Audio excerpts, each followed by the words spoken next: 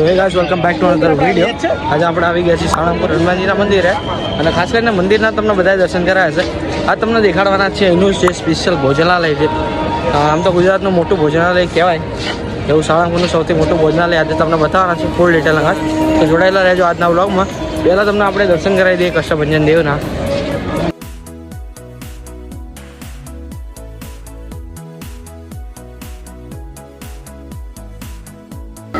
તો અહીંયા પાછળની આ મંદિર છે આ સાઈડ, અને આ સાઈડ મંદિર છે અને તેની સામે જ તે તમને સાઈડ જોવા મળવાનું છે આ ભોજનાલય, કષ્ટભંજન દેવ ભોજનાલય.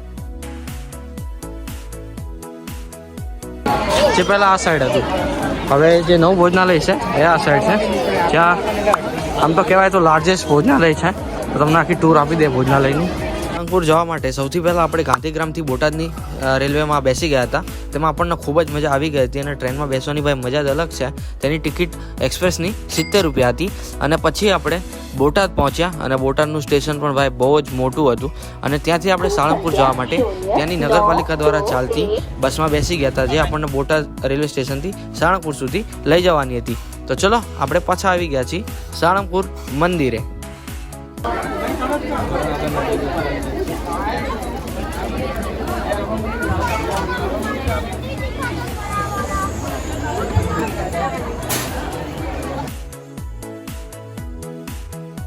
ભોજનાલયનો ટાઈમ છે સવારે, એટલે મીન્સ 11 વાગે બપોરે આરતી પછી.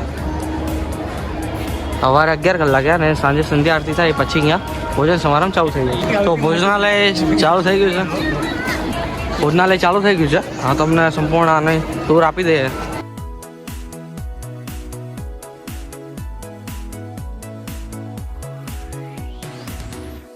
સોડા એસ્કેલેટર ખુલ્લી રહી છે. સિનિયર સિટીઝનને વાંધો નહીં એસ્કેલેટરમાં.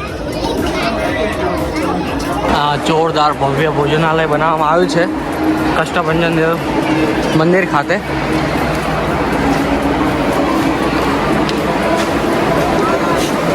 તો સંપૂર્ણપણે પબ્લિક આવી ગઈ છે.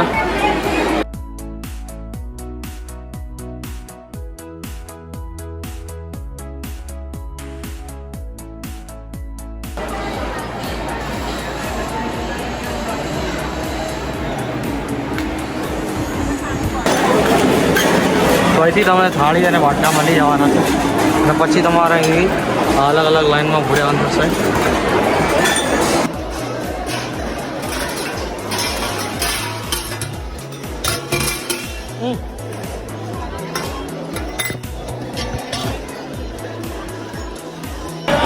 અહીંયા તમને બફેટ સ્ટાઇલ મળી જવાનું છે. આપણી પ્લેટ છે, અહીંયા તમારે આવી જશે. સારું એવું મેનેજિંગ કરવામાં આવ્યું છે અને અહીંયા બધા માટે ડાઇનિંગ ટેબલ છે. અને તમે નીચે પણ બેસી શકો છો ને ડાઇનિંગ ટેબલ પણ છે. ગુજરાતનું સૌથી હજી જમવામાં શું શું આઈટમ છે એ પણ તમને કહી દઈએ કષ્ટભંજન દેવે.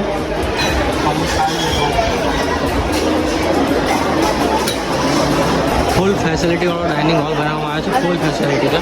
આ દરેક ડાઇનિંગ ટેબલ અને પંખા.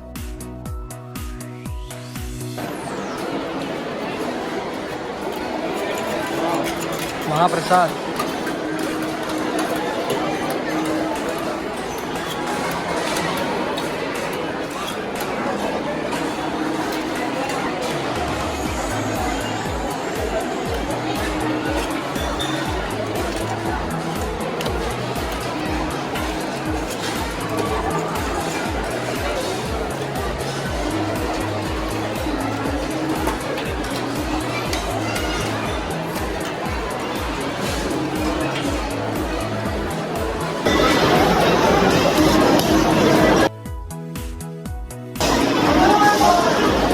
ફૂલ પ્લેટ આપણી થઈ ગઈ છે રેડી. આટલું બધું જમવામાં મળી જવાનું છે અહીંયા કષ્ટભંજન દેવ. આપણી ફૂલ પ્લેટ છે. બટેકાનું શાક, રસ અને શીરો, ચણાનું શાક, ભાત અને દાળ અને રોટલી. ડાઇનિંગ ટેબલ પર બેસી ગયા છીએ અને ફૂલ ફેસિલિટી અહીંયા તમને ભોજનાલયમાં જમવાનું મળી જવાનું, એ પણ ફ્રીમાં પ્રસાદી તરીકે. તો તમને ટેસ્ટ કરી બતાવી દઈએ. અને કોઈ એક્ઝેક્ટ તો પ્રસાદી છે એટલે તો મસ્ત જ હોય. 16 જણાનું શાક છે.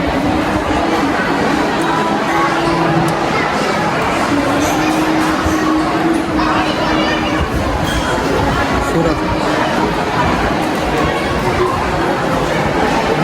બહુ મસ્ત આઈટમ છે. એકવાર જરૂર નહીં આવો કષ્ટભંજન દેવ સાળંગપુર હનુમાનજી મંદિર આવો રાઈટ એવું ટેસ્ટ કરો. ભોજનાલયમાં જમવા જરૂરથી આવો.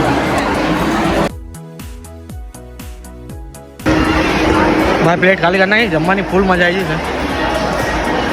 પ્રસાદી કહેવાય તો એના રેટિંગ ના હોય પણ તો પણ 10માંથી 10 પૂરા મળે એમ. એટલી જોરદાર મસ્ત રેસીપી વાનગી હતી બધી કમ્પ્લેટ. અને જોઈ લો તમે અત્યારે આખો ડાઇનિંગ હોલ ભરાઈ ગયો છે. 11 વાગે શરૂ થાય છે અને રાતનું સંધ્યા આરતી પછી. તો જમ્યા બાદ અહીંયા પ્લેટ મૂકવામાં આવે છે અને ત્યારબાદ એની પાછળની સાઈડ અહીંયા હાથ ધોવા અને પીવાનું પાણી ભાઈ મળી રહેવાનું. સુવિધા બધી એકદમ ફેસિલિટી બધી ફૂલ મળી રહે છે. અને પીવા માટે અત્યારે ઉનાળો છે તો એકદમ ઠંડુ પાણી મળશે. આપણા મોટાભાઈ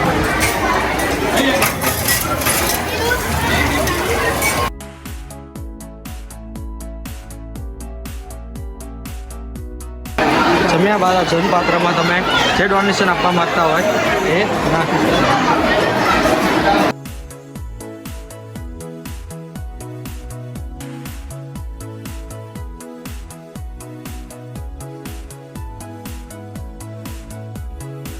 તો આપણે તમને સંપૂર્ણ રિવ્યૂ આપીએ તો જે જમવાની બધી હતી વસ્તુઓ બધી મસ્ત હતી એકદમ ફર્સ્ટ ક્લાસ કહેવાય. અને ભાઈ કોઈ પ્રાઇસ નહીં, તમે દાનપાત્રમાં જે નાખો એ સ્વીકાર્ય છે.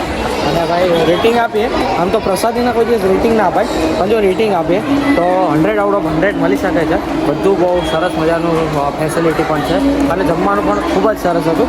તો એકવારથી તમે જો કષ્ટભંજન દેવના દર્શન કરવા આવો સાળંગપુર તો વિઝિટ તો કરવું જ છે તમારે. અહીંયા ભોજન કરવાનું એકવાર દિલના ઠંડક મળશે.